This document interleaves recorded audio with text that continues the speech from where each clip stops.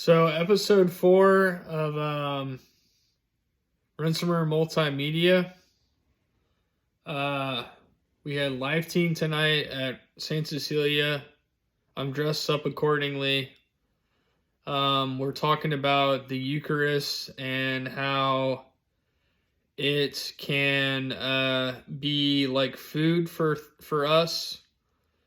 And food for thought could be like how it could bring people together, or how maybe or my listeners should think about the what they think the Eucharist, or like the body and the blood, when they go to mass, or prayer and stuff like that, and adoration does for them. So consider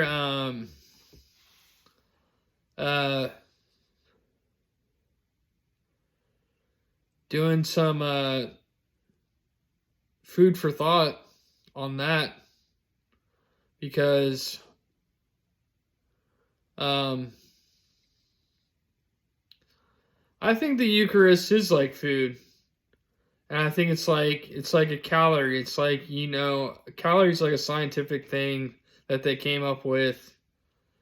It's like the amount of food that it takes to fill someone up, or to grow physically or mentally, or the different nutrition aspects that change someone's body and mind. But I think it's really important to show that the Eucharist is a lot like that, and how it has the power to heal somebody,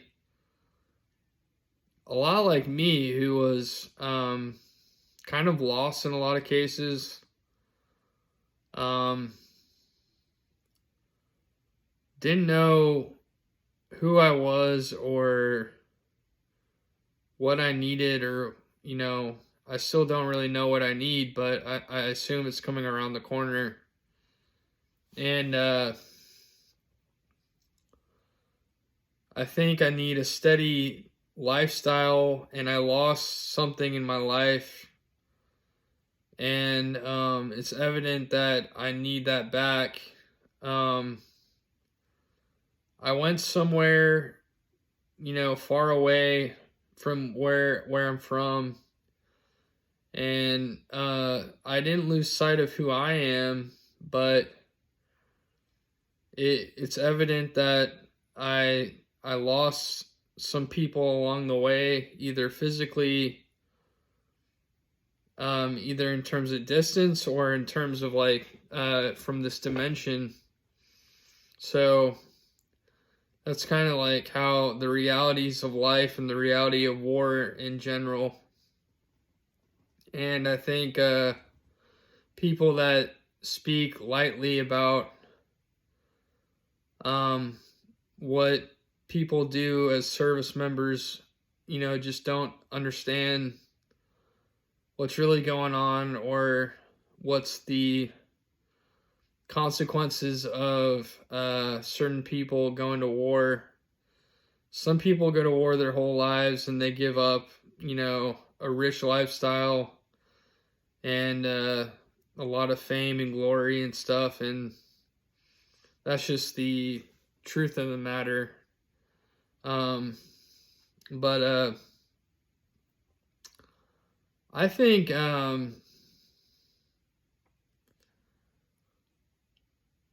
if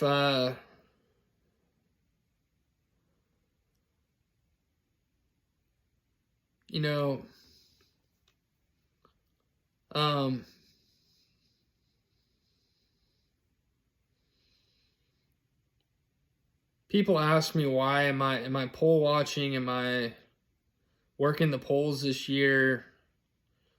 I'm not, because I'm not worried about the polls and how they're going to be instituted, because the law is the law. I can't force them to do what the law is already required to be. I think they should have in Texas, they already have voter ID and they already do it correctly. But in a lot of other states, half or even more than half don't have voter ID, and consequently, a lot of them may have probably some sort of illegal activity going on. And they might speak to say that they have measures to counteract that, but I really kind of doubt that. So I would like to have them prove that over and over again, because I just don't see why a state issued ID is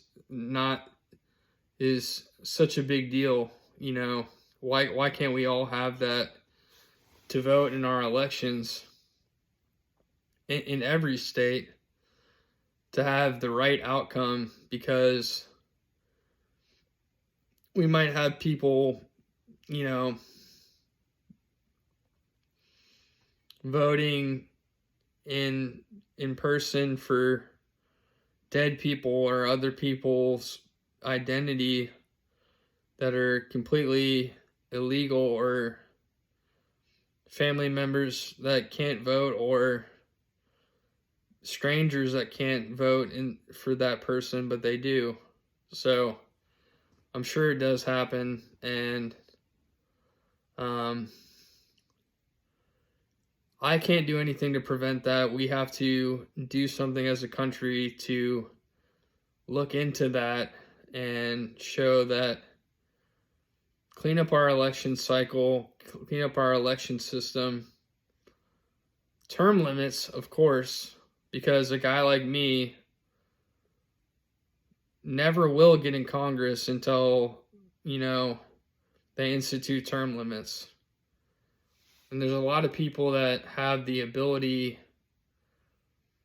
to be in Congress that just don't get the chance because a handful of people just get vaulted into that position, and an incumbent holds it forever in most cases.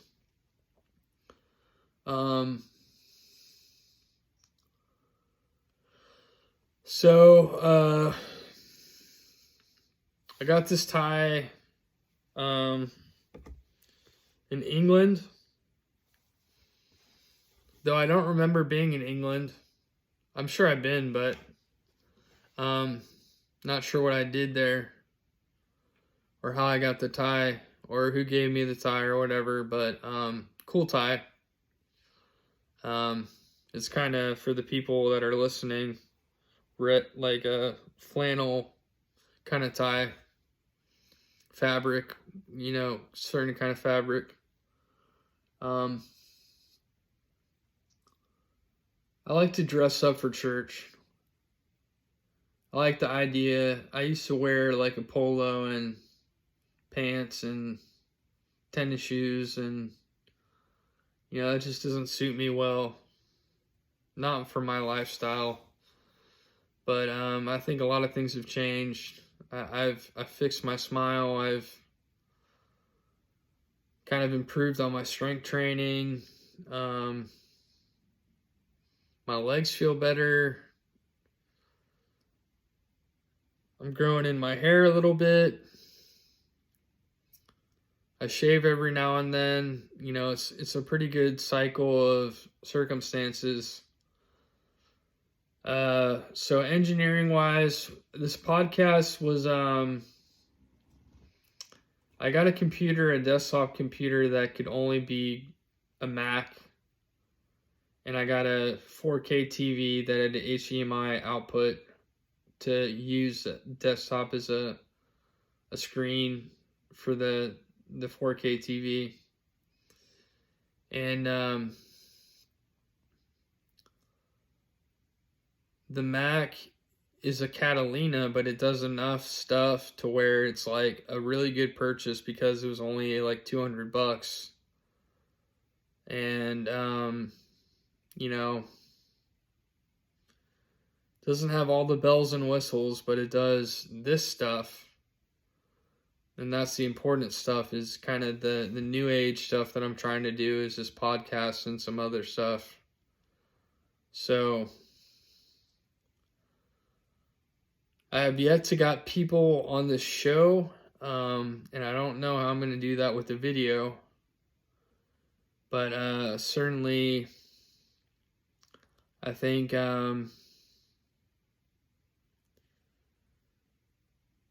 we have 3 weeks left of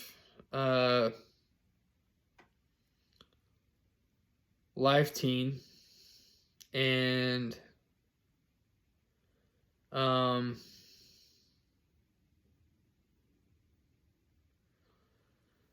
are the consequences of that? Well, some people that I've been with for a long time, or I might not see for a long time or ever again. These people are Catholic people, Catholic men that are seeking confirmation, and they want to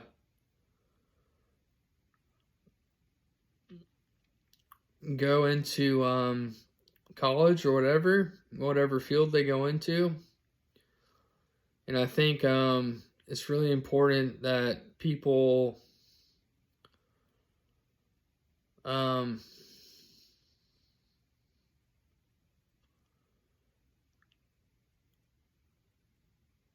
do these sorts of things. The Eucharist is important in life, because without it, I certainly wouldn't be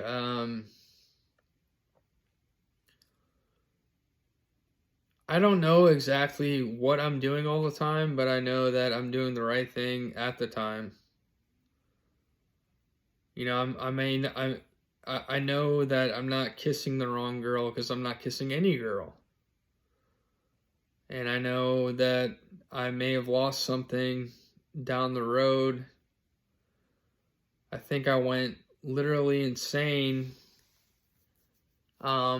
And then there's proof of that. I was in a lot of physical pain and angst and anxiety and addiction. And I think if people could understand what it's like to be through that, I would not wish that upon even like my worst enemy necessarily, because it's just that hard of a lifestyle. Even though you're kind of okay on the outside, every step you take hurts. Every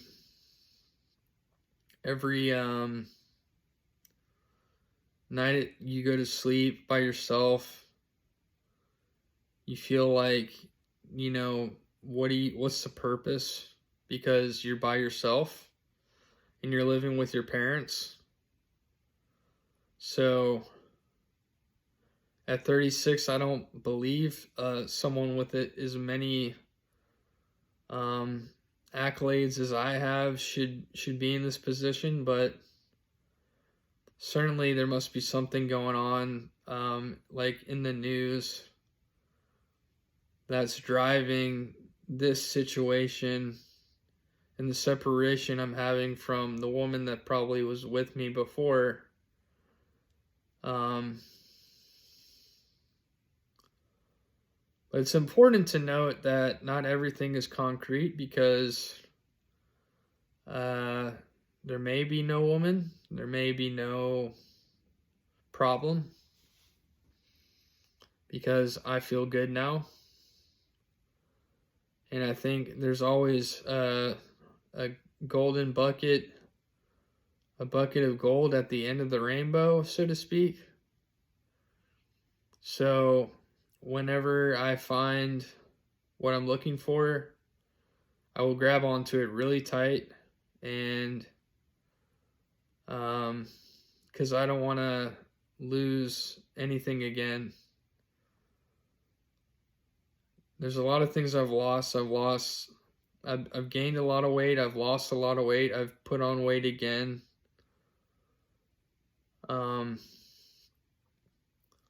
almost lost a limb, um, lost teeth. These are the sacrifices we make as people, and kind of the idea that we think we're doing the right thing, but we're not sure.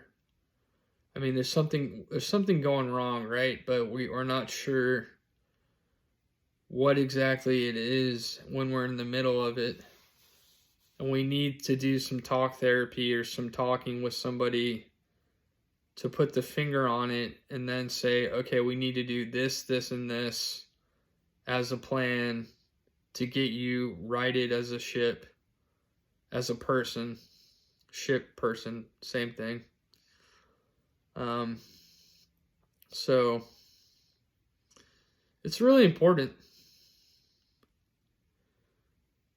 I feel like I did when I was 15 before I really kind of got hurt and couldn't play football that much anymore.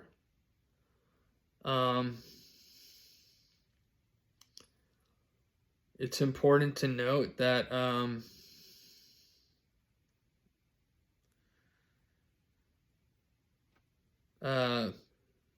I'm probably stronger now than I was then because I'm older and I just learned all these techniques that have built up strength.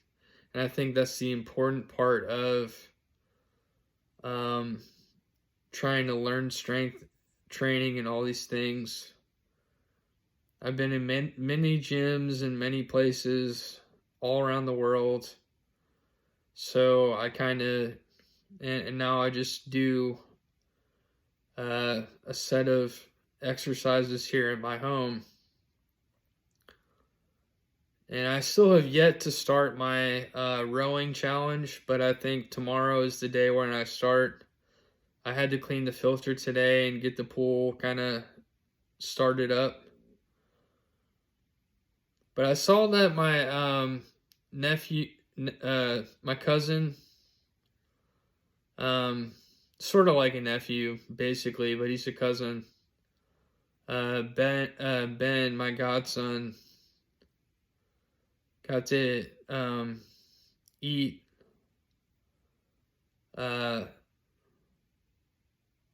lunch with his dad and Roger Clemens, so I feel like that's a great shout out. Shout out to you guys. I wish I could have been there. Obviously, I didn't get the invite, but maybe another time. You guys are all studs. Jimmy, the stud lawyer, and then Ben and Roger, the stud pitchers. I used to be a good pitcher and power hitter, but those days are over. So I don't see myself ever playing sports again, but unless I were some sort of super athlete, I don't think I could ever make my way into a new venue of athletics other than like endurance triathlon type of stuff where you just sign up and you get to participate. But that might be okay. Anyway, I think SEC football, hopefully I get to drive up to, hopefully I get my car settled up and I get to drive up to Texas in Austin for the Georgia game, Austin, Georgia game in Austin. And I think me and my friend were planning on going up there. So let's see if we can get something good happening. And I think life could be good.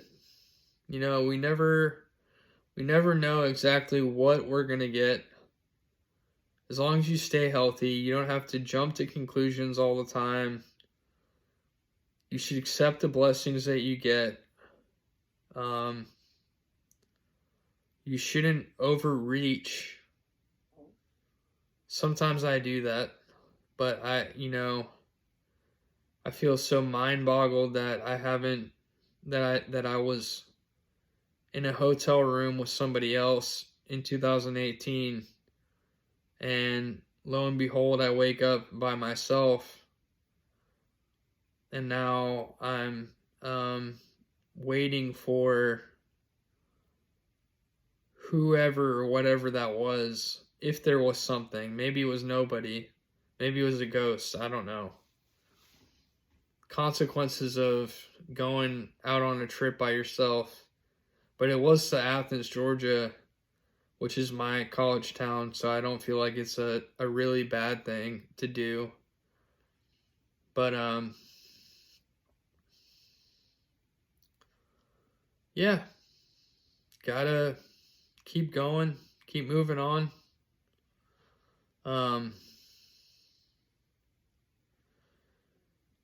Next show will be in the next couple weeks, episode 5. Don't know what the topic is yet, but be on the lookout for that. Rensomer Multimedia, signing off.